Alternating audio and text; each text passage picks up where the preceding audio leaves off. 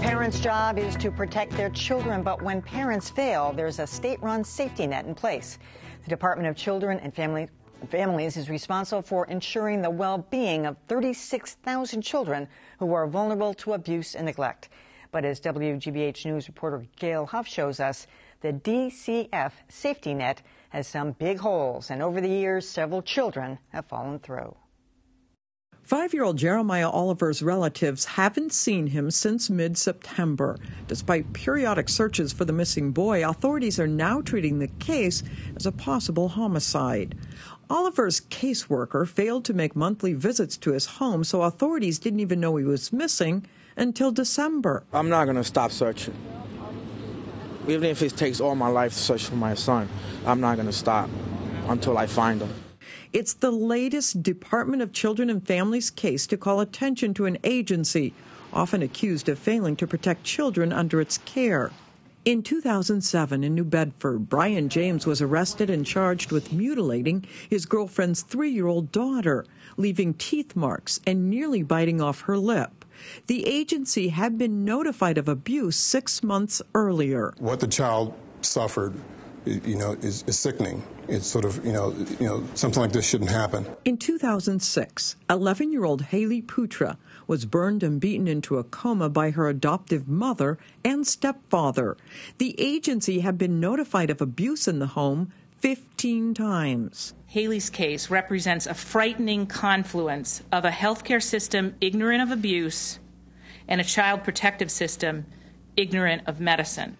Also that year, 4-year-old Rebecca Riley overdosed on prescription drugs.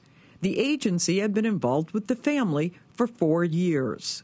In 2005, Dontel Jeffords was 4 years old when he was beaten to death by his foster mother. He'd only been in the home for 11 days. Now this latest case in Fitchburg has Governor Deval Patrick calling for an independent review of the agency. There are going to be outliers from time to time, people who don't do what they're expected to do or who are poorly supervised. And the sign of any organization, any good organization, is that you jump on that and you deal with it as it comes up. The governor's review comes on the heels of 3 agency workers already fired. I'm Gail Huff, WGBH News. My next guest has firsthand experience intervening in abusive family situations. Mary Lou Sutters is a former president of the Massachusetts Society for the Prevention of Cruelty to Children. She now teaches social work at the graduate level at Boston College. Welcome to Greater Boston, Mary Lou. Thank you. We've had you, unfortunately and sadly, on the show many times talking about these kinds of things. And when you look back at that horrible litany of cases here in Massachusetts, and there were others too, those are just recent ones, is it really feasible and possible for an agency that's dealing with 36,000 cases to prevent all of those kinds of incidents of abuse? Well, they have a mandate to protect all children that come into their care and custody, and it's really horrible to see those tragedies. I think what is so important, though, is our outrage gets limited to the case, and we don't sustain our outrage and oversight of the department on the long term. And that's one of the things I think has to change. There was a column written today in the Boston Globe about a caseworker, and she only lasted 2 or 3 weeks on the job. But it was so poignant because she was talking about, first of all, the horror of the things that she was seeing, but the burden of the caseload itself. And she was a low man on the totem pole and got instantly loaded up with some of the worst cases. And that's something that we hear over and over, that the caseload is too heavy and that the pay is not enough. Is that fair criticism? The caseload is too high. There's no question about that. To put in a little bit of context, the other thing about the department, so people will say, well, money's not going to fix this issue, but in fact, the department's revenues are 19% less than pre-recession times. So we're talking about 200 less social workers actually on the street doing the work that they need to do.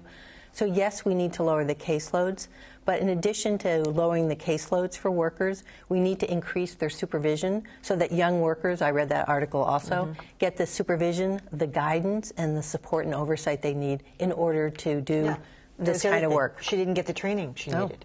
So one of the criticisms of DCF is that it focuses too much on rehabilitating the parents in order that they might be able to keep their children in the home. Is that true? I mean, because the last thing you really want is for, frankly, the state to be tearing kids out of the home, that there's no guarantee that the next situation is going to be any better. Well, the department does have a bit of a mission collide. They have two missions. One is to protect children, and to me that is their primary mission. And the second is to work with families to strengthen them. And I think one of the things that should come out of the oversight and the hearings and the investigations is for the department to consider teaming, having two social workers involved in certain families, one whose job is child protection, and the other one is strengthening families, so that there's no mission conflict, that you're having two social workers in the family working with them on both issues. So I think that is one thing for the department to consider, and I'm hoping the Child Welfare League of America will look at that as a possibility. There are a lot of socioeconomic issues involved, as you well know, but I'm wondering if there's a whole other layer of this, too, which has to do with mental wellness. I mean, the case of this Fitchburg boy, if both the parents were compos mentis, it seems to me, at this point, you would be able to say, where is the kid? And they might be able to tell you. But that must be part of the issue, that there's just so much dysfunction and possibly other issues going on mentally that they don't even know. Yes. Well, you really nailed part of the issue. As folks focus on this caseload cap of 15, I hope they don't see it as an absolute and really look at some of these other factors that we know are predictors of maltreatment, such as you say, mental illness, addictions, young parents with small children, and prior histories with the department. These are all, they all impact how children are supported within their families, and the department really needs to take a hard look at that. You're going to be called to testify this month at a hearing at the State House. What are you going to say? What's going to be your point? Well, we created a quasi-watchdog agency, the Office of Child Advocate, and I believe that that should be made independent of the executive branch and really made into a watchdog agency, is one.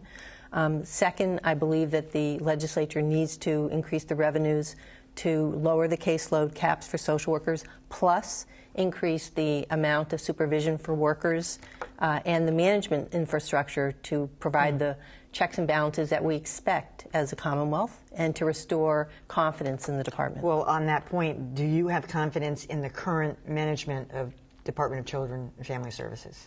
I do have confidence in the current commissioner. For the first time, we have a commissioner who understands the culture of the agency. She started as a social worker and has worked her way up. And I think there's a couple of issues. One is the particular social worker issues in Fitchburg, and also to determine if there's a culture issue that's impacting staff retention, tenure, and competence. And I do think the commissioner is the right person at this time. Mary Lou Sutters, always a pleasure to have you. Thanks. You.